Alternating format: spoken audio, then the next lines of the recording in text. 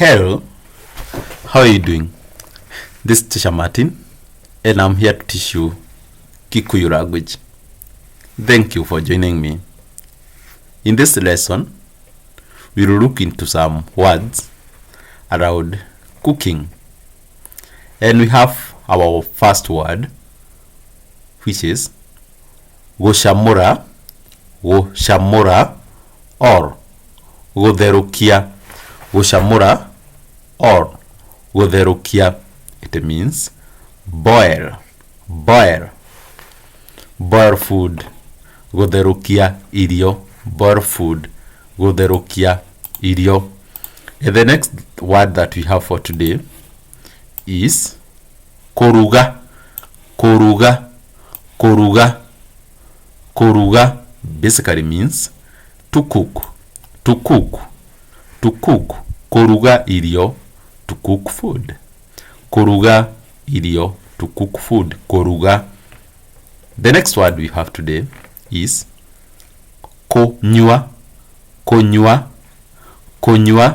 It means to drink. And we have some people called kenywa. That K is the big form of the word konywa. So it means kenywa, a big thing that drinks. Next word. Korea means eat. Korea, eat. And let me just give you an idiom around that word. Korea maisha means basically means wasting life, like when you spend your life inappropriately. Okay, Korea maisha. Or sometimes it may sound positive, but most of the time it's on the negative side. Ararikirie Korea maisha Nyairobi riu niainuka. He is done wasting his life in Nairobi. Now he has come back to the village or such. Okay, next one. Korida johi. Korida muratina. Korida to ferment. Okay, like when you are preparing things like beer, like fermented grudge, fermented porridge, that is you do what in Kikuyu? Korida oshoro, fermenting porridge. Korida johi, fermenting what? Beer. Korida karogo. Okay, and that is the word korida. Okay, next one. Irio basically means food. And on this table we have nyama, meat. We have mokimo. Okay, mashed food. Okay, and here we have githeri. You know what githeri is. And here we have nyanya, gitogoro, and what else is there? I don't know. Okay, and here we have shafashi. And here we have what are these? The green things, I don't know. And here we have moshere. And here we have, this looks like beans, bosho. And here we have mango. Ihembe, plural form of it is mahebe, the same here. So here we have what? Bananas, marigo meru. And here we have geshiko, and they are on the table. Meda. And here we have what?